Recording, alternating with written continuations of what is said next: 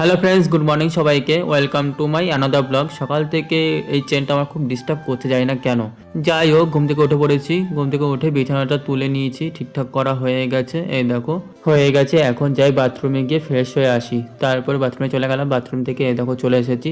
Bathroom থেকে এসে হাত মুখ মুছে মিস্ত্রির জলটা খেয়ে নিয়েছিলাম। মিস্ত্রির জলটা খাওয়ার পর চলে যাব এখন নখ কাটতে। হাতে নখগুলো ভালোই বড় বড় হয়ে গেছে, তাই ভাবলাম নখগুলো কেটে নিই।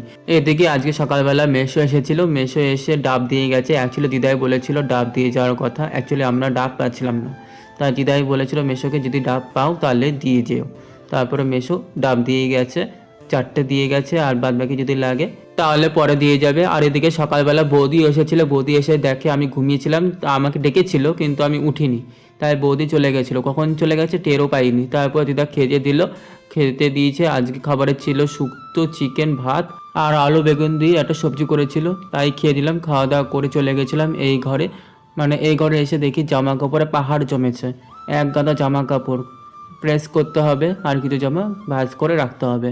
এই দেখো এক গাদা পাহাড়।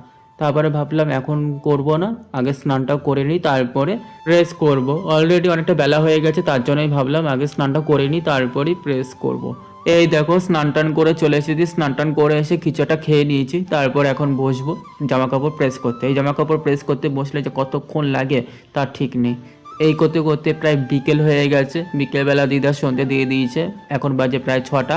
দিদার সন্ধে দেওয়া কমপ্লিট, আর এদিকে আমার জামা কাপড় প্রেস করাই হলো না। এই দেখো এখন এই কটা বাকি। এই কটা ভাবছি কালকে করব, এখন আর ভালো লাগছে না। এতগুলো করা হয়ে গেছে, এবার বাদ বাকি পরে করব। এরই মাঝে দিদা বলছে একটা জিনিস জেরক্স করে আনার জন্য। আমি বললাম ঠিক আছে করে এনে দিচ্ছি। তারপরে যখন জামা কাপড় রাখছিলাম তখন এর উপর চেনটা আমার হাতের সামনে আসলো। অনেক দিন পর এই রূপোর চেনটা পরলাম আজকে। অ্যাকচুয়ালি রূপোর চেন পরলে আমার ভারী ভারী লাগে, তার জন্য আমি পরি না খুব একটা। রেখে দিয়েছিলাম, কেনার পর থেকে আমি রেখে দিয়েছি লকেট শুদ্ধ। তারপরে চলো এখন যাই বাজারে। আমাদের সামনে যে দোকানটা আছে সেই দোকানে যাবো জেরক্স করার জন্য। তারপরে ডকুমেন্টসগুলো নিয়ে বেরিয়ে পড়লাম বাড়ি থেকে। আমার হাতেই রয়েছে ডকুমেন্টসগুলো। দোকানে যাওয়ার পর দেখছি ভালোই মোটামুটি লোকজন ছিল, ভিড় ছিল। বেশ কিছুক্ষণ দাঁড়িয়ে থাকার পর জেরক্স করেই নিলাম। জেরক্স করে এবার বাড়ি পথে যাচ্ছি। রাস্তা পুরো ফাঁকা। আজকে এই টাইমে এত ফাঁকা কেন বুঝতে পারছেন না, সবে তো 8টা মতো বাজে।